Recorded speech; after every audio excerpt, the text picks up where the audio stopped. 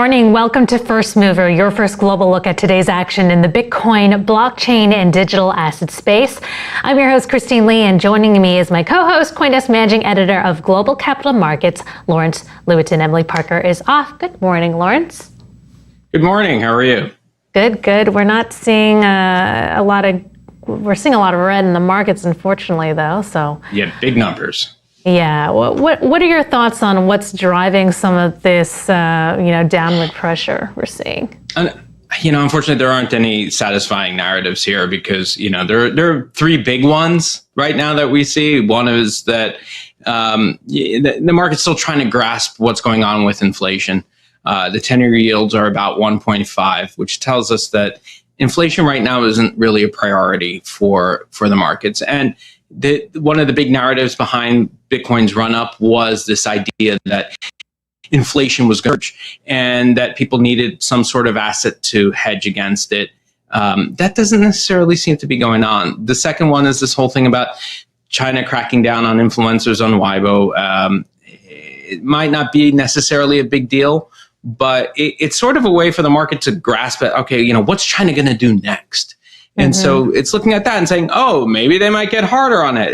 Again, it's not a crazy big deal. And unfortunately, Emily's not here right now, but she would have gone into details as to why it's not such a big deal. And the third thing is, the U.S. government recovered about half of the Bitcoin that was taken in the Colonial Pipeline ransom.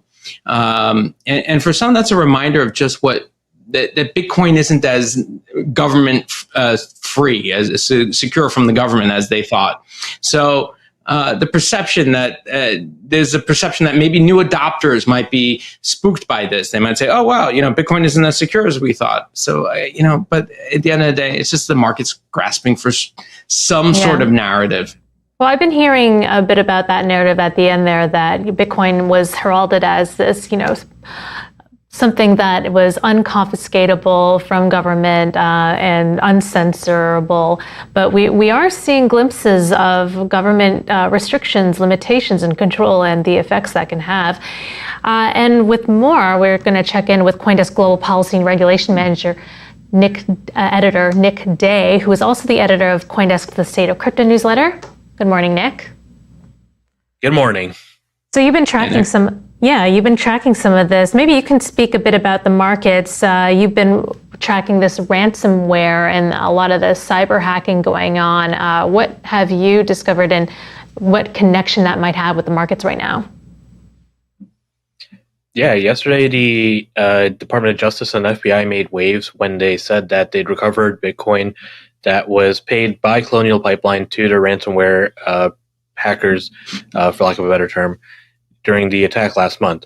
And I think no one was expecting the FBI to say, yeah, we possess the private keys belonging to the wallet, and we now have control of, it was about 85% of the Bitcoin paid. So what happened is the Colonial paid the Bitcoin to DarkSide and the hackers. There were two parties involved. So DarkSide licensed the ransomware itself out, and some affiliate was the party that actually conducted the attack. So that affiliate had possession of about 85% or 63.7 Bitcoin, and DarkSide had the remaining 15%. And it's the affiliate's Bitcoin that appears to have been seized. I was talking to Tom Robinson at Elliptic, and his view is that the affiliate had transferred the Bitcoin around to various wallets before it landed in a wallet that the FBI was able to secure or seize or get possession of. And I think the big question, everyone, yeah. So was it the server? What actually did they get? Because did they have keys? Did they actually have the keys, or did they have access to the server somehow to get do we know exactly what the mechanics of it were? No, that is the big question. The FBI has been a bit vague about what exactly happened. All they said in their affidavit, which by the way was fairly heavily redacted, was that they possessed private keys of a certain address that the Bitcoin landed in by near the end of May. And we have there's a ton of theories out there. Some of the odder ones are that, the FBI broke into, Bitcoin or broke into a Bitcoin wallet. Those seem somewhat less plausible. Other theories are that, the Bitcoin landed through an exchange. That seems possible. Coinbase and Binance US have both so far said that they were not the exchange involved. I've reached out to a couple others to see if they have any knowledge of this. Another theory that, seems plausible, if a little bit chilling, is that the FBI is running its own mixing service as a honeypot, and Bitcoin just happened to land, float through it, and the FBI was like, wow, what a crazy coincidental happenstance that works out for us. This Bitcoin's ours now. So we don't have anything firm, but there are a lot of theories about, how exactly this went down. All we do know is that the FBI said they had control of the private keys to a wallet that the Bitcoin landed in near the end of May. And at 1:40 p.m. Eastern yesterday, that Bitcoin was transferred out into presumably a wallet that the FBI has sole control over. Yeah, and this could potentially be having the chilling effect we're in the markets. We're seeing, at least some are speculating so. Nick, thanks for joining us this morning. Appreciate your insights. Thank you. Right, that was CoinDesk Managing Editor of Global Policy and Regulation, Nick Day. Don't forget to sign up for the State of Crypto newsletter on CoinDesk.com. The Crypto Markets Update is presented by Grayscale, the world's largest digital currency asset manager. Time for a live look at Bitcoin right now. The CoinDesk Bitcoin price XBX index is currently trading at 32,800. Bitcoin is plummeting down for this morning at about 10.5% over the past 24 hours. And the CoinDesk Ether price ETX index right now is at 2490. ETH is also sliding 12.3% over the past 24 hours. The most reliable reference prices for institutions since 2014 are now published under the CoinDesk brand, trusted globally as the leader in crypto news, events, and data. And joining us now to discuss the crypto markets is Andre Portillo, head of digital assets at BTG Pactual in Sao Paulo, Brazil. Welcome, Andre. Good morning, everybody. Thanks for having me. Hi, how are you? Morning, Andre. Good to have you. All right. So, there are several theories out there as to what is causing the decline we're seeing in the crypto markets right now, but would love to hear what narrative you're following. Well, guys, actually, after the washout that we had last month, I think the market, the leverage was wiped out of the markets. Okay, so we're pretty much in a state that the market will float around positive and negative news. I particularly think there's in this last news that you were commenting here. There are, two sides of this, okay? And although people can look on a bad side of it, that, okay, maybe Bitcoin, it's not that it's not that free in terms of the hands of the regulators and governments, okay? But on the other hand, I think there's also the good side of it, which is one of the bad narratives that we have in Bitcoin specifically, is that, okay, it's a way for criminals and illicit activity to be done, right? And I think having that type of recovering that we have on the Colonial Pipeline, I think it's at the end good news, okay? Which means that, okay, there's still checks and balances that the industry can have to avoid this type of bad acting in the network. And again, it is my expectation that we will still be for a while in these lateral markets, waiting for new informations and new news actually. That will make markets go up and down without too much direction. Andre, good morning. Is the sentiment in the market that of exhaustion? Is it just given up? What about the investors you're talking to? How about institutions? Are they stepping back? I think there's not necessarily stepping back, okay? But I think this is, let's remember, last year was probably the year that we had the biggest institutional adoption, okay? So this is the first big correction that we experience in this market with institutions onboarded in a bigger side. Okay, so I think it's more than natural that people step back for a while and let's understand a little bit more of what makes this market move. So I think it's normal. Okay. On the other hand, we've seen some market information that actually institutions bought the dips in this market. Okay, not only from on-chain informations, but also Brazilian listed an ETF back a little bit more than 1 month right now. Okay, and actually after the dip, the ETF assets under management increased a lot. Okay, and a big chunk of this increase in assets under management came from institutions. Let's remember that in Brazil, Bitcoin is not like exactly regulated. So for most of funds, they can only access this market through these listed on the Brazilian stock exchange ETF. So there are some signals out there that makes me think that first, institutions is, stepping back a little bit to understand more, but on the other hand, they are also the more forward ones are all also using these market to allocate. Well, Andre, the news has been very positive. El Salvador is saying, the president is saying that they want to adopt Bitcoin as legal tender. Paraguay is hinting that they may enter Bitcoin in some sort of meaningful way. A lot of stakeholders in the crypto markets are thinking this should be definitely a bullish sign, and yet we're just not seeing that. Why is that? The El Salvador news, I think it's quite interesting for a lot of different points, right?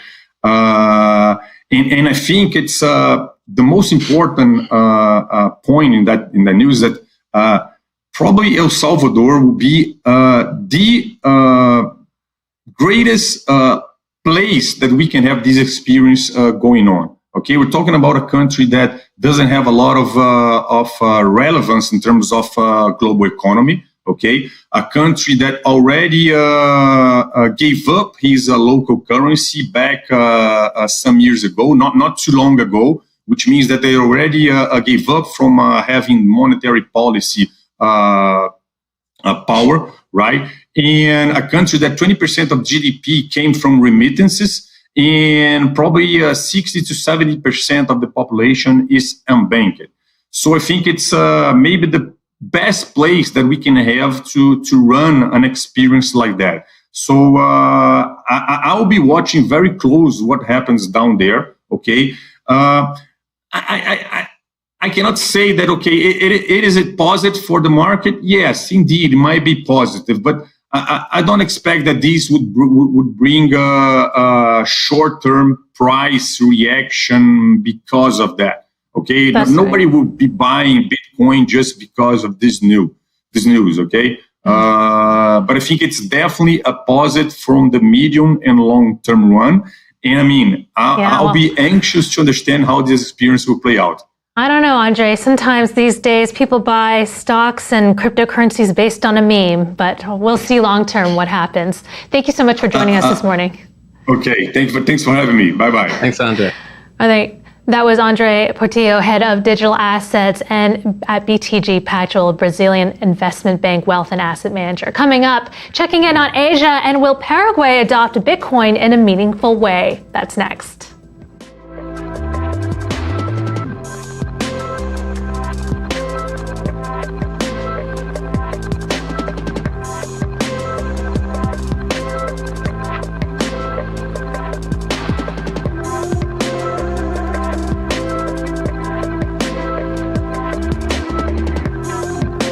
Time now for the daily forecast, an update on what's happening in the Asia crypto markets. Here's Angie Lau of Forecast News. Welcome to the Daily Forecast, June 8th, 2021. I'm Angie Lau. Let's get you up to speed from Asia to the world.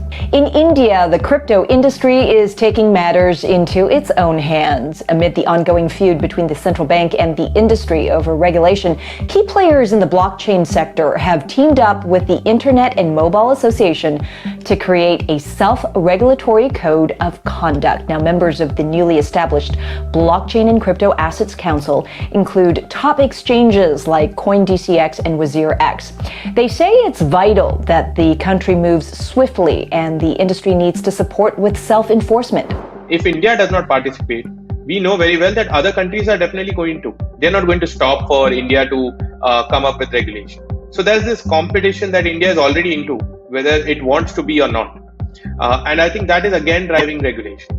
With 15 million crypto investors in India already and the potential to add another 200 to 300 million more who are currently unbanked to get on board, Shetty says India is well aware of the rate of growth and adoption of blockchain as a competitive advantage for India globally.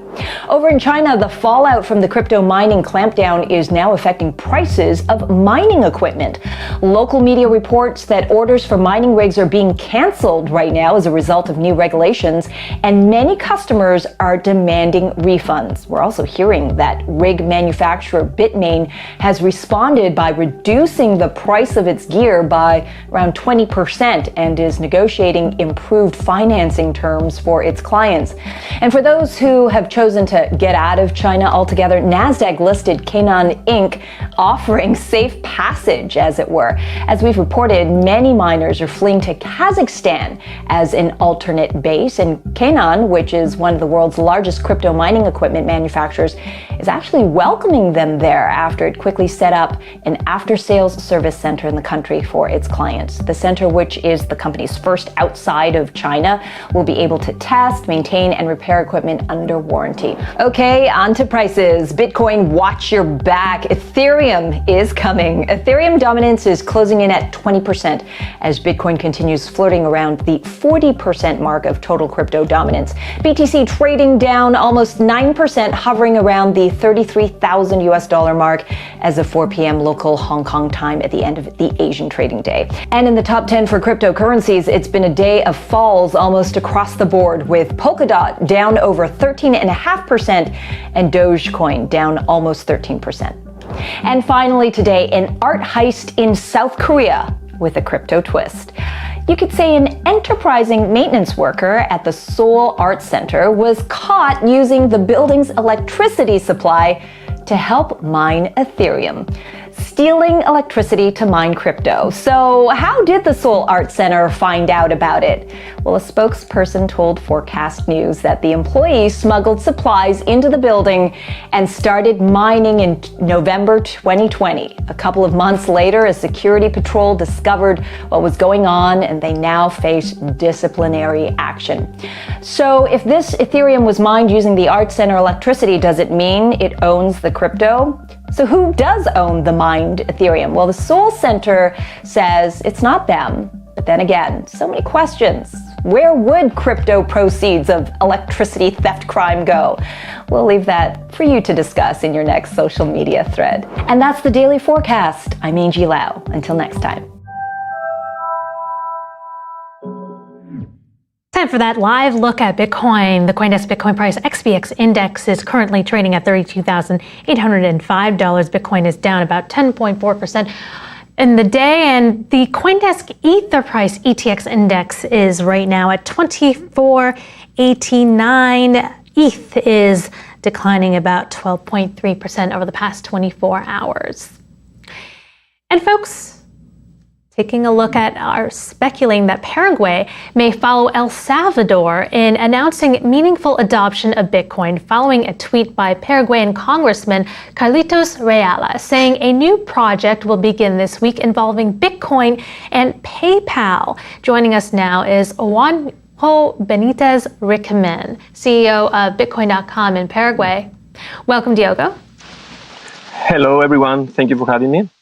Welcome to the show. So, Diogo, Would love to understand what you believe Paraguay might be doing with PayPal, what this announcement means. This follows El Salvador saying that the president there wants to adopt Bitcoin as legal tender. Could Paraguay do something similar? Well, I think that El Salvador took a big step for Bitcoin. And now in Latin America, with Paraguay, Brazil, and other countries, we are follow them. So Paraguay has a really, really good opportunity and benefits for Bitcoin investors because we have in Paraguay the cheapest energy in the region. We are in 5 cents per kilowatt per hour. So big opportunities for income taxes rate, 10%. So it's really cheap for the region and globally. So we are in touch with Congressman Rejala, and we are trying to put a project in Congress, and we are working together for, I think, almost 1 year now. And then we are going to see what happens because in El Salvador it's really different because the president has majority in Congress. So in Paraguay it's not the same thing, but we think and we are really sure that we can do things in Paraguay with Bitcoin related. So first of all, welcome to the show. As you know, the proposal to have Paraguay more involved in Bitcoin, and as you mentioned before, the cost for mining is fairly low, and that's in large part because of the Itapu dam that you share with Brazil, that Paraguay shares with Brazil. It's about 90% of the energy comes from there in Paraguay, 15% in Brazil. But you guys have the two countries have a relationship and a deal that seems to, if my understanding is, it's going to expire next year when its debt is paid off. So is this a way since Paraguay doesn't use all that electricity and it sells the excess to Brazil at a very low rate, is this a way for Paraguay to renegotiate with Brazil ultimately, because they'll ultimately use a lot more electricity to say, hey, you know what, we need more electricity here. We're making money on it. We don't need to necessarily sell it to you at below cost, or at least at bare bone minimum. Is this sort of a negotiation tactic that is being proposed, at least, even though it's a minority member of the legislature, a negotiation tactic with Brazil? And how will it affect the relationship between the two countries? Well, that's true.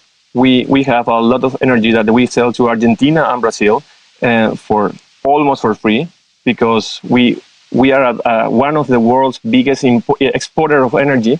But you only can sell to your neighbors. Okay, so this could be a good opportunity for Paraguay to get some investors from other countries and use not all, because we have 8,800 megawatts available, but we only use 3,000. So for that is really important to Paraguay, and could be really a good opportunity for a new negotiation. We have that negotiation in 2023. Our agreement is really close to finish. So that could be a really interesting option for Paraguay to renegotiate better. Okay. Mm-hmm. Juanjo, you mentioned that you're working with the Congressman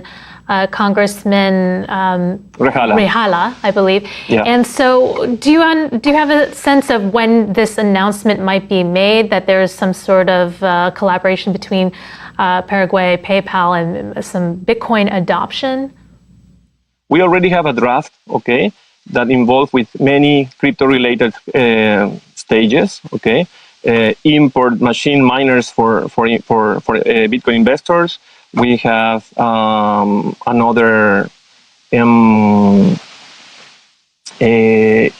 another possibility to increase our incomes for mining.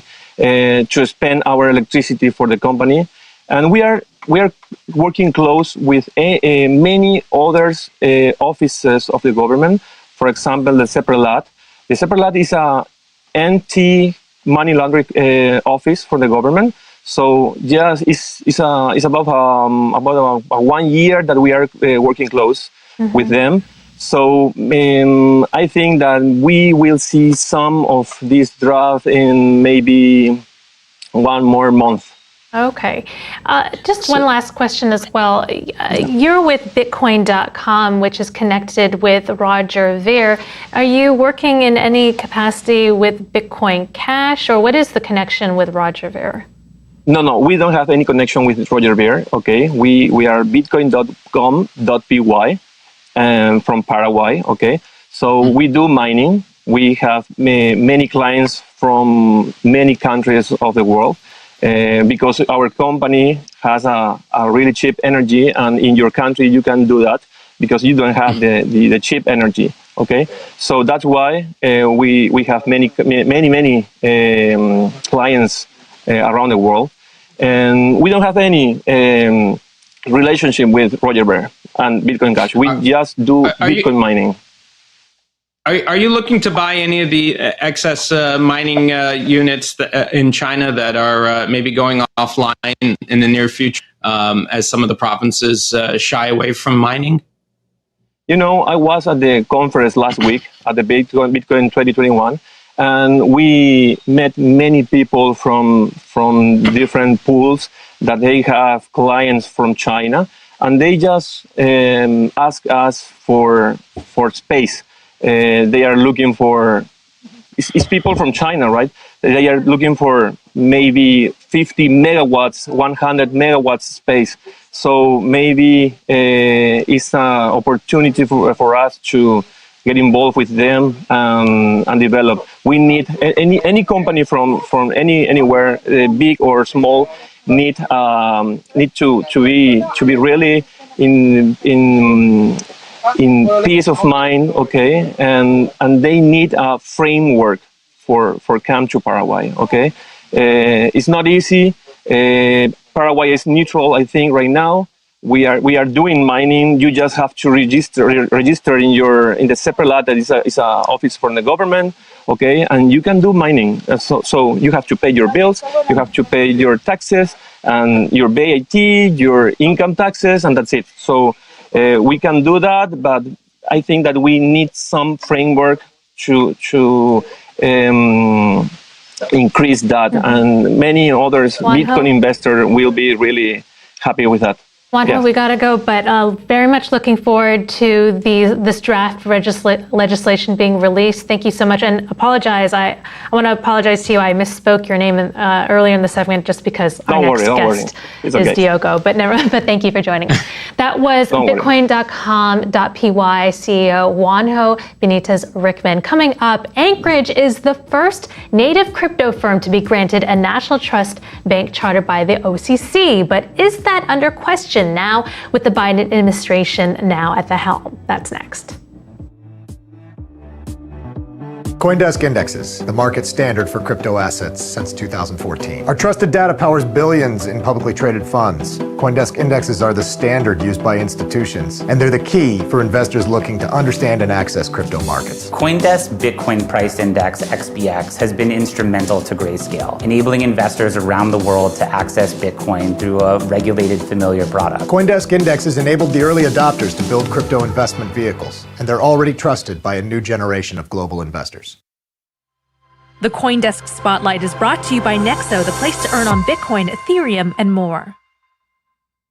Welcome back. Anchorage is expanding its lending service with Ethereum-Backed Loans Through BankProv, a traditional Massachusetts-based bank formerly known as Provident Bank. This is the first time the crypto custody bank has extended ETH-backed loans through a traditional FDIC-insured bank. Joining us now is Anchorage co-founder and president Diogo, Mónica in Seattle. Welcome, Diogo. Thank you so much for having me.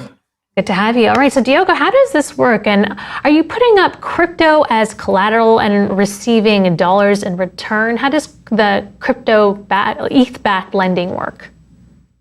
So clients of Anchorage want access to liquidity. It turns out that crypto does not actually get them credit from any of the traditional market players. So if you're sitting on a position of multi-billion dollars of Ethereum, you don't actually get access to any credit for it. So what Anchorage does to our clients is we extend US dollars, and they get to take US dollar fiat loans backed by their crypto collateral.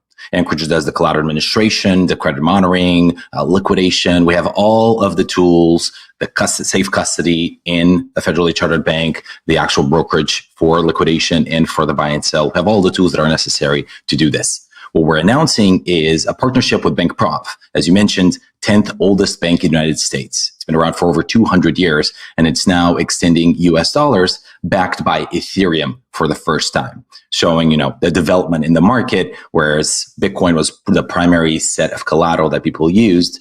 But now with Bitcoin dominance at 40%, a massive rise in terms of dominance of Ethereum, more and more of our clients want access to liquidity and thus want to use their Ethereum as collateral. Diogo, I do want to get to that in a second, but I do have to ask you, Senator Brown, he named Anchorage specifically as a concern because it got a charter from OCC at the time when Brian Brooks was running it.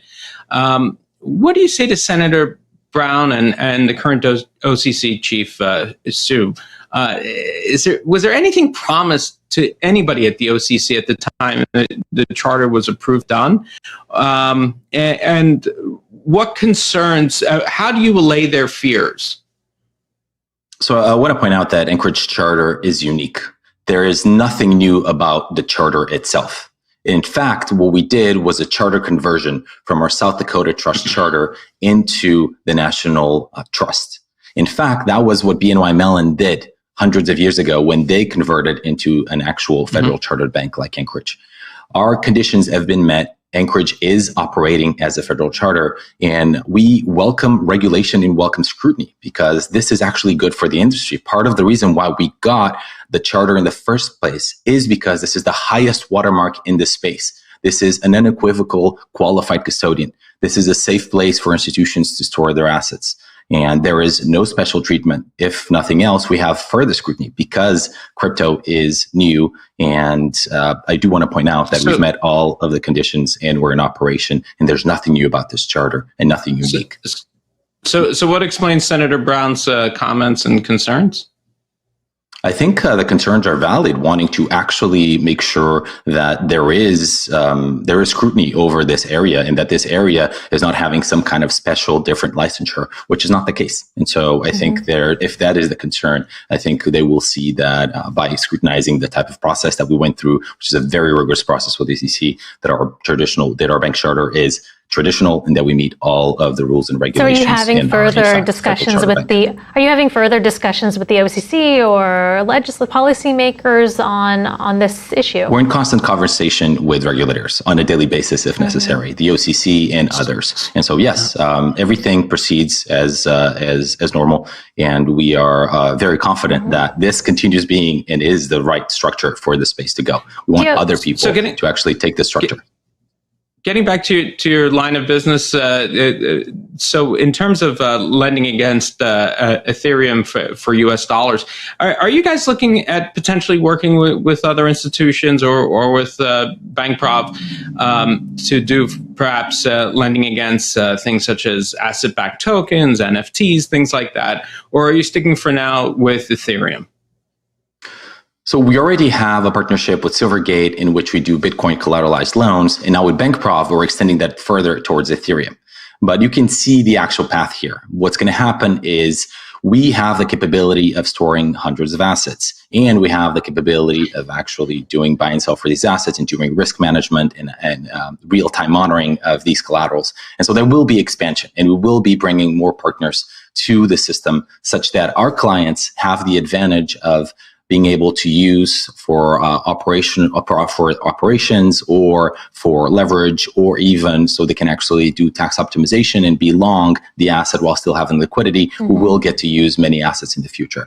For today, I think the really important thing is that traditional banks are becoming very forward-looking and are looking at crypto assets and finally saying, Ethereum has value. Let me extend credit to my clients based on that collateral that is highly liquid, trades 24/7. Diogo, I want to bring up this tweet that I saw you made recently. Were I on the Federal Reserve Board, seated as cardinal at the high altar of America's high temple of inflation, I should concur with my fellow hierophants.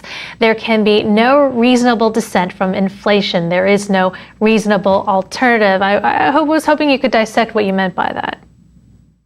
It is on my tweet. It's actually a quote that the buffer that shared it with Twitter did not actually put quotes around. There's actually a link linked. It's a blog post. You should read it. It's very interesting. It is effectively just a different thought process from an author on his point of view on the market. Okay, but what are your thoughts on the whole inflation going on at the central banks, the $6 trillion stimulus package being discussed?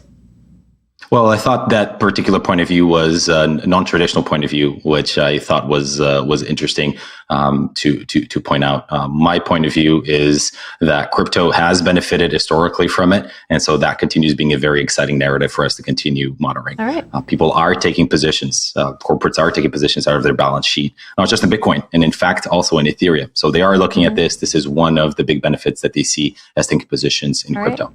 Diogo, thank you so much for joining us this morning, and I appreciate your insights. That was Anchorage Digital co-founder and president Diogo Mónica. Time now to check in with crypto Twitter with our tweet of the day. This one from Political tweeting, a top antitrust expert at the White House is also a Bitcoin millionaire. CoinDesk did a report as well. Tim Wu, one of the White House's top technology advisors and antitrust experts, currently holds millions in Bitcoin and Filecoin, according to the Political report. A recent personal financial disclosure filed by Wu estimates he owns between 1 million and 5 million in Bitcoin. All right, that's it for First Mover. Thank you, Lawrence Lewitinn, managing editor of Global Capital Markets. I'm your host, Christine Lee. I'll be back live at 3 p.m. with all about Bitcoin. Coming up at noon is The Hash. You're watching CoinDesk TV.